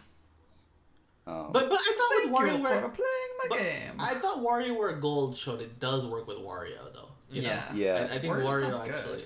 I sound did like- like it in WarioWare. I've heard other people saying how much they detested it in WarioWare What? Gold, which Oh my gosh. I Get better Ooh. friends. I don't disagree. I mean, excuse me, not I don't disagree. I do disagree with. I actually do like it a lot in those games. But I'm kind of curious if they might have it so like Chris Pratt does like all the speaking dialogue, but maybe if Mario like jumps and grunts or something, then maybe those Mm. bits are Charles. I'm kind of curious. That might be weird. It might be weird, Maybe. but like I think it also would make some kind of sense. Yeah. If it was like in the background, like maybe you couldn't see his face. You know? Well, I just mean like yeah, if you're doing Mario, like it would make sense that he makes these like yelps or whatever when he's doing actions, and then when he talks, he doesn't sound like whatever that is. Do you think Mario's gonna jump in this movie? I think it'll depend how Chris Pratt plays the character. It depends what kind of voice he's That's doing. the one voice where I'm like not sold on it. If he's, I don't know. I have a feeling it's gonna be pretty similar to he did the Lego Movie. He's the main guy in the Lego Movie, so it's gonna be pretty much Lego Movie. I'm just imagining Star-Lord. My brain feels like because I really think it'll be set in New Donk, right? Yes. Yeah. I think that's cool. Yeah. So I I don't think Mushroom Kingdom. No, I think this is going for a New York vibe. I really do. Yeah. And so I'm feeling like a Brooklyn accent maybe, or like a. Oh my gosh! I don't know about all that.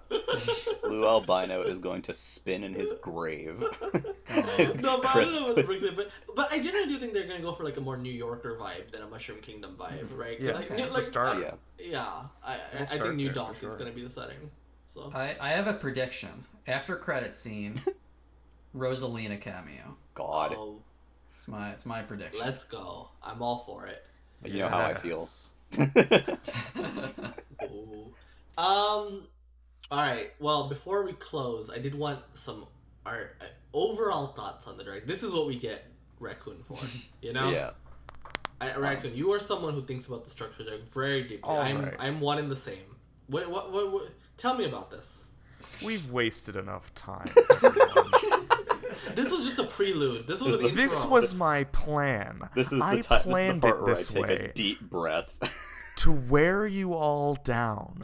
You have spent an hour and a half talking. You're tired mentally. Your throat's tired. You cannot argue with my ridiculous position. That being that this is the greatest Nintendo Direct there has ever been and potentially ever will be. I genuinely believe this, and I will now explain why. I'm willing to be sold. I'm willing to be sold here. Yeah, let us hear I'm not going to be sold, but I just can't wait to hear it. Are you ready? Yeah, as ready as I'm going to be. Absolute silence. All right. This was the Nintendo Direct of the people, of our people. This was Clay. Absolute silence. Listen. No, I'm serious about this. Okay, it was the culmination of everything, right? It starts with this big epic trailer that looks like Smash Bros, and it's not Smash Bros. That's incredible. We get Sakurai. Final thing, it announces another direct because our people, we are people who study directs, and we, to some extent, maybe not to the extent that I have, but you know, even on the server, a dozen people got on voice call for it. I got together with my sister. People get on calls. It's an event, you know. And my thesis here is that in terms of the Nintendo Direct as an event, this was the greatest example we have ever seen. Okay. And so many factors went into that. Some of them are circumstantial, some of them are deliberate to the structure of the show. And we've sort of, on our winding path to this, which is the real purpose of the podcast episode, of course, which we've touched on some of these things. We've passed them by on our path, and I'm going to connect them together like Pepe, Sylvia, Luigi, and explain to you how all of these things we've alluded to come together to create the perfect Nintendo Direct. Irrefutably. Okay, we talked about how there were announcements of announcements. Okay, this is huge. If there's anything that Nintendo fans like, it's being hyped for things that haven't happened yet. Okay, this Nintendo Direct gave us what we really like, which is directs. This is a Nintendo Direct for Nintendo Direct fans because we got 2 more announced in it. That has never happened before, and it never will happen again. And it was quick, too. There's going to be a direct on October 5th, and it's like sick. And then it's 3D Kirby, and that's sick. And then it's an Animal Crossing trailer, and they don't even show it to you. They're like, there's just going to be a direct at some point. They not only showed everything we've speculated on, but they gave us more to speculate on. They gave us a month. Animal Crossing somewhere, and then another month when Animal Crossing will come out. It's insane. It's perfectly for this weird Nintendo Direct community. Triangle Strategy is the name of the game. We didn't quite talk about that. triangle strategy is there's so much stuff like that I could lay out, and I'm going to now because it's critical for my argument that I focus. I've got like a Nintendo Direct high right now. I need to bring it back down and go through the list of things that are like wish fulfillment or prediction fulfillment for us. This is the Nintendo Direct of our people, okay? So first of all, and this isn't really to do with the show, but I think it's important for our perspective on it, is how it happened and the entire month, basically, or 3 weeks of trying to figure out when this thing was going to happen and the path we took. And I'm not going to recount that whole path, partially because it's embarrassing how many times I was wrong. But at the end, right at the end, we got all this evidence for when it was going to happen, okay? We got the FCC filings, which also showed us that the N64 controller was happening. We knew that the goddamn N64 controller was happening, okay? And it had the confidentiality moved up. We knew when the week it had to be. We knew about that fucking holiday in Japan. So even though it was a stupid-ass Wednesday year, we knew it was going to be Thursday. And I knew, and some people on the server knew, when the tweet was going to go out. And that's insane. I know that shit doesn't matter, and I definitely know that shit isn't on purpose, but it is like the foundation or the precursor to this incredible event, which was the fact that the first layer of things that we could predict that actually came true. And that's a beautiful thing. And then all the content was very similar. Okay, the sorts of things that people joke about or think would be kind of cool happened. 3D Kirby. People have been talking about 3D Kirby forever, and it happened, and it's glorious. The Smash Bros is like, put a pin in it. Animal Crossing put a pin in it, but they both are a thing. Triangle Strategy, I must stress again, is the name of a real video game that's gonna come out. They just did it again. They did the okay, this Direct was predictable things that were batshit crazy.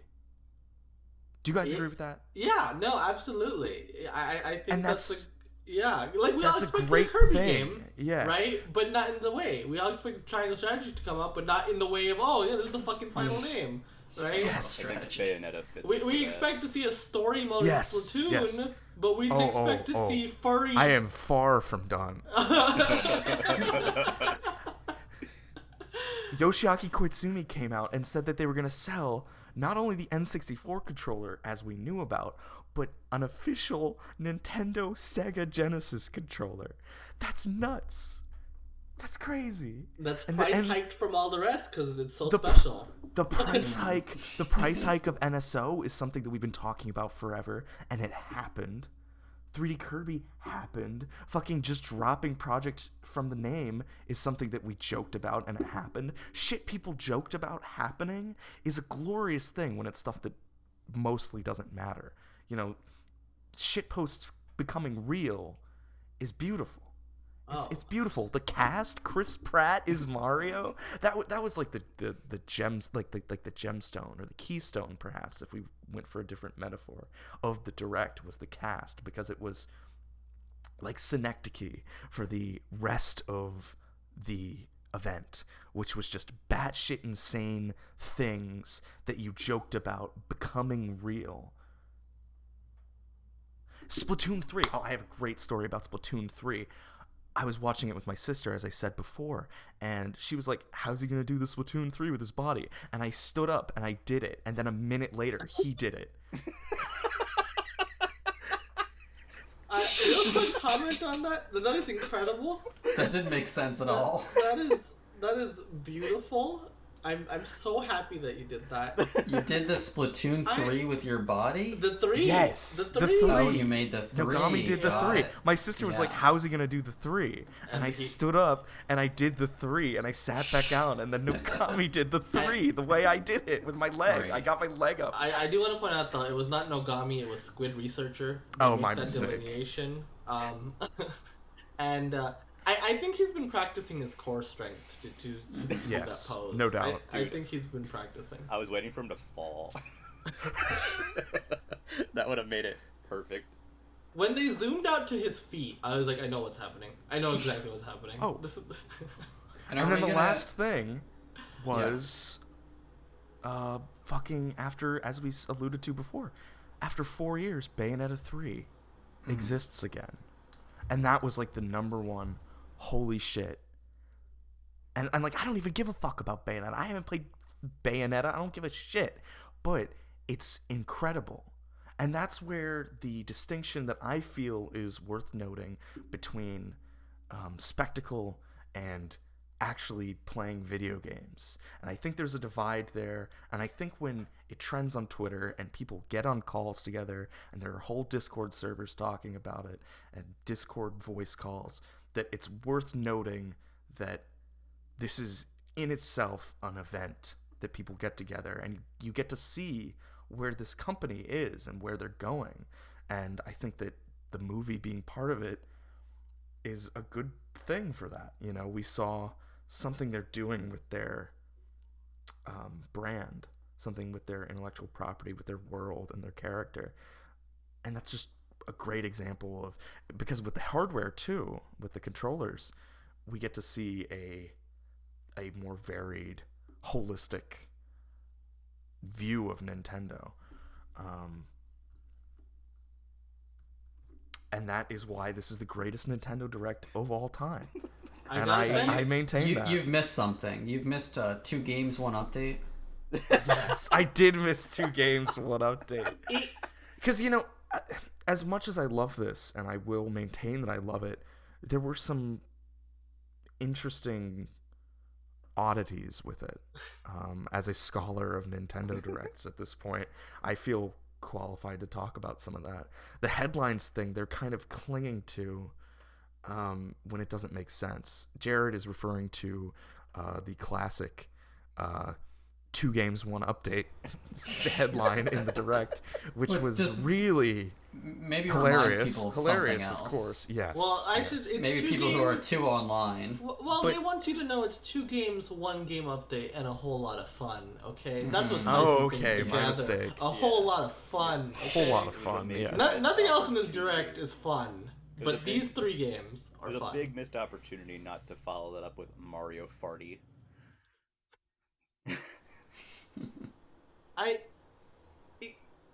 The headlines format. It's some these are moments where it falls apart, right? Like it's just like there's no sense in this. Like what are they doing? And it's kind of inconsistent too, because sometimes the host transitions things, and I don't know. I guess that couldn't have been 3 separate headlines.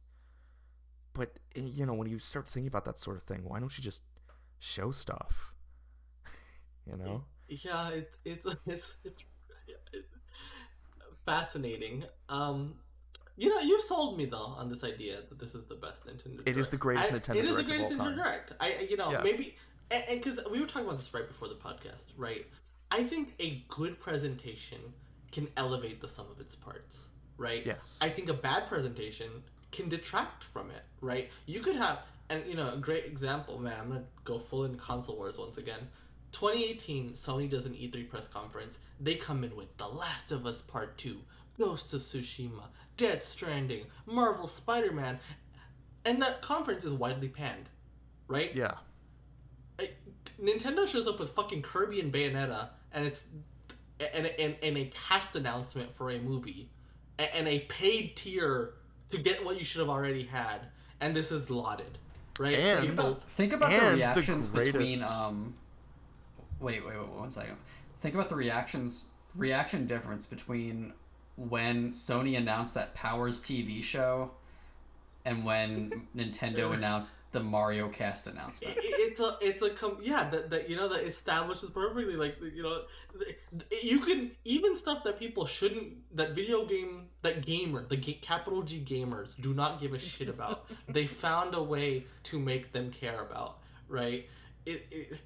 A good presentation can do that, right? And I think this was a very good, I think this was an excellent Nintendo Direct. Even if I'm looking forward to a lot of these games, but these are not, like, Kirby's not one of my favorite franchises, right? Like, neither Bayonetta, I like Bayonetta, but it's not up there for me, right? In terms of sheer announcements, there's been Directs that I have enjoyed more, right? In terms of just sheer announcement, like with the games, like, right?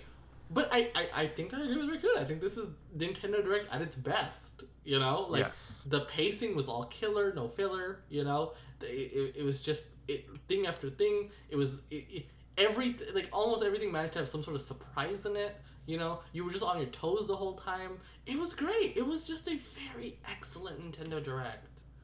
Yeah, I'm convinced. It is. It is the best Nintendo Direct of all time. For me, just overall thoughts was there was stuff I liked in it, but overall it was pretty mid for me. Which is fine. All I go into these things hoping for is that I'll find a few things that I like, and then everything else is just whatever. And I definitely got more than a few things that I liked, so I'm good. That's the same for me. It's like it was Kirby, it was Bayonetta, and a few smaller things. There was no huge surprises, and like I think what makes like a best direct game wise for me is like a few more new first party titles. Yeah. So just having the one in this one was a little disappointing, but like overall really enjoyable. Yeah, Like, it's in funny terms that. of- It's funny that Kirby is the only brand new first party announcement, right? Yeah. Which, I mean, is also kind of because I don't want to say they've blown their load, but like they have announced a lot of their 2022 Yeah. lineup earlier than normal this year. Because they needed to like keep that momentum going. And what were you saying, Barry? I was gonna make the probably more popular assertion that in terms of games, this is the weakest direct of the year, of the big three.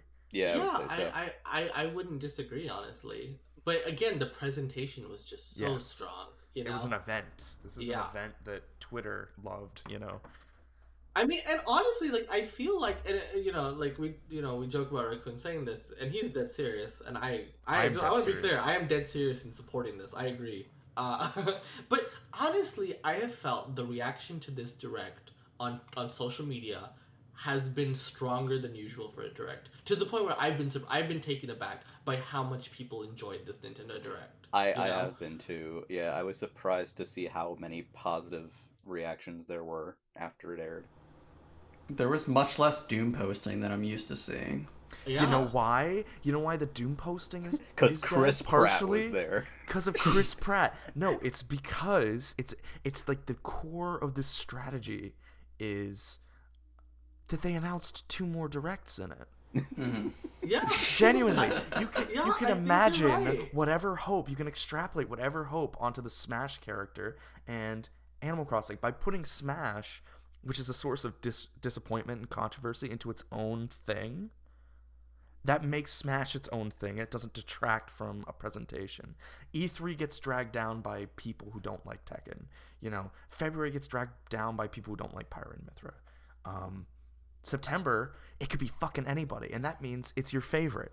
Yeah. You watching, it's your favorite Smash character. You're in Smash. Yeah. You get to be in Smash. As of today, it is whoever you want it to be. Yes. Right? Your dreams Yes. have not been crushed. The final character will be the one you want. Exactly. Right? This was a direct of hope. But Yeah. trust us, your dreams will be crushed, and you will not like the last character in Smash. Well, on that note, we do have to wrap up, though. Yeah. Yeah, on that very positive, wonderful note. You'll hate the Animal Crossing stuff, and you'll hate the last They Smash will. character. They will. The There Animal will be Crossing no people, gyroids. They will not be pleased. But if you enjoyed this podcast, we this is the Nintendo Pipeline Podcast. First of all, join our Discord. Give us Yeah. money. And Do you what's guys that have a Discord Patreon called? yet? we don't. Maybe we should though. We'll look into that.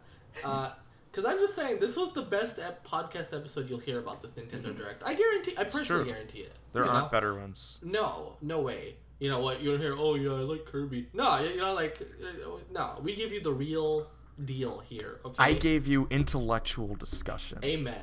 A bold claim backed up by facts and reasoning. Whoa. No other podcast in the world can give you that.